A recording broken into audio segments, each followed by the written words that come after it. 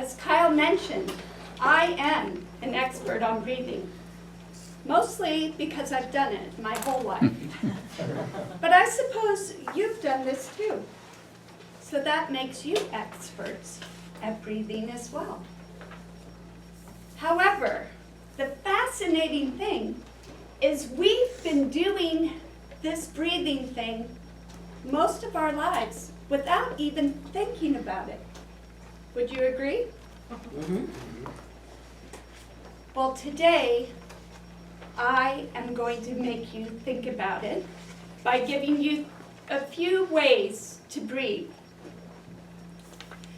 The first way that we're going to breathe today is nose-to-nose breathing.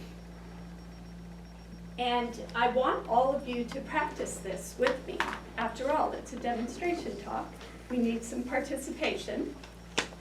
Sit up straight and proud and begin thinking about your breath. So we do this nose to nose while keeping our mouths closed. So it's inhaling in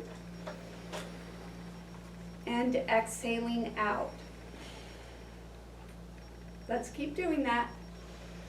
In and out. Now our body produces a gas called nitric oxide.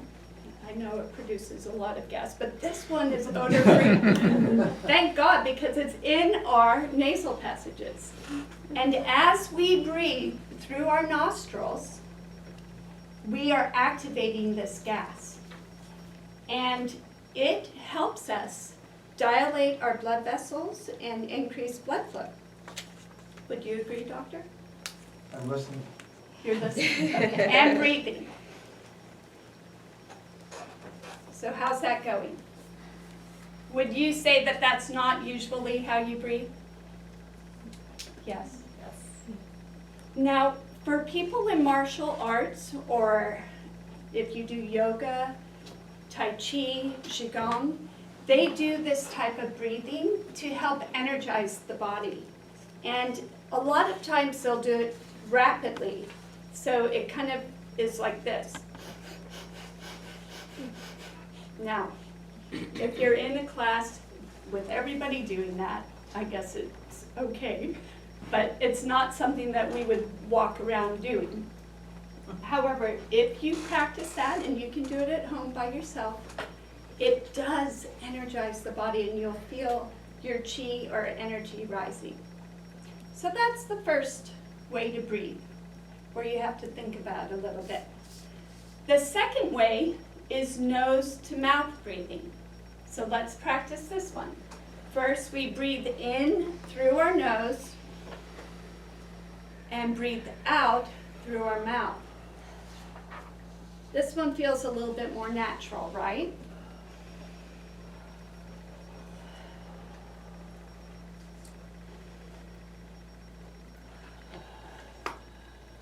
I'm hearing the breathing, that's good. So with this breath, and I want you to continue that, one of the other things that nitric oxide does is it acts as a neurotransmitter that helps calm our nervous systems.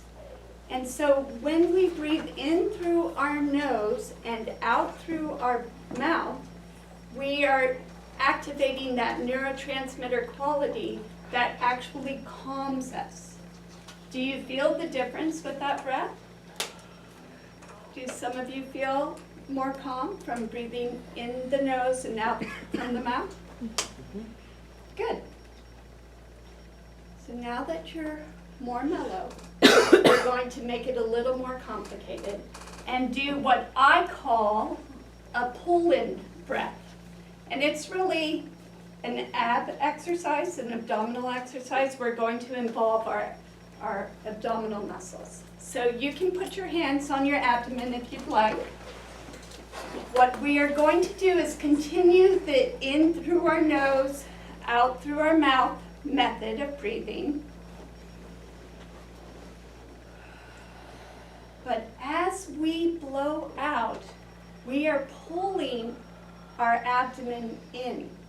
So our belly button is pulling in or sinking in toward our spine.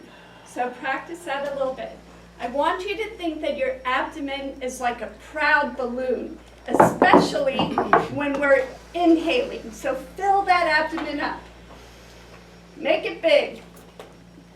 And blow it out. Feel how that pulls your abs in. Do you feel that? If you're doing it correctly, you should actually feel it all the way around your back. So if you haven't felt that yet, try it again. Breathe in through your nose and out through your mouth, holding that belly button in. Good. So that is called a pull-in. And that is actually how we are supposed to breathe. When we inhale, we take air all the way down. And when we exhale, we blow it out as we pull in. And it's a sure way to keep your abdominals pulled in all the time. So I have given you 3 different ways to breathe that you need to think about. And I want you to pick your favorite. It can be nose to mouth, or pull-ins. Pick it and do that breathing. And if you'd like, you can close your eyes while you do it. And I'm going to conclude with a quote from Dr. Andrew Weil about breathing. At the very center of our being is rhythmic movement, a cyclic expansion and contraction that is both in our body and outside it, that is both in our mind and in our body. And I see the red light, so I'll give the quote, the end of the quote another time. Thank you. Thank you, Madam Toastmaster. Fellow Toastmasters, most welcome guests, and especially Annette. And I'm so proud of the progress that you've made and the leadership that you've shown.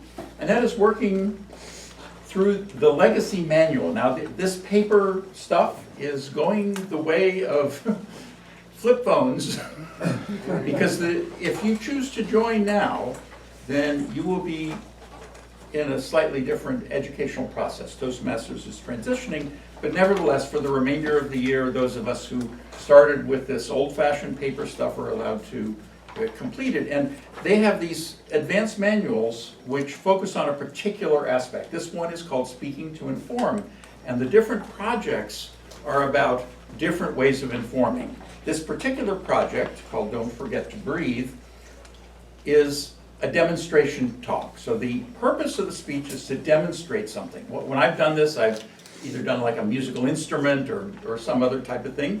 And that you chose to use yourself as the demonstration and teaching us how to breathe. I mean, who knew? And I loved how you opened with humor. You know, I've been breathing all my life, or well, for me, not yet, but that's another thing. You had the classic, and for informing, this is a good structure. You told us what you were going to tell us. You told us, and then you told us what you told us. That's effective in informing because that reinforces everything. The relevance to the audience, absolutely relevant. We all breathe, hopefully. The impact, it was educational for me to learn all that stuff. It was very appropriate. I liked how you talked about the differences between the types of breathing and what the impact on it was. That was something else that I didn't know. Who knew?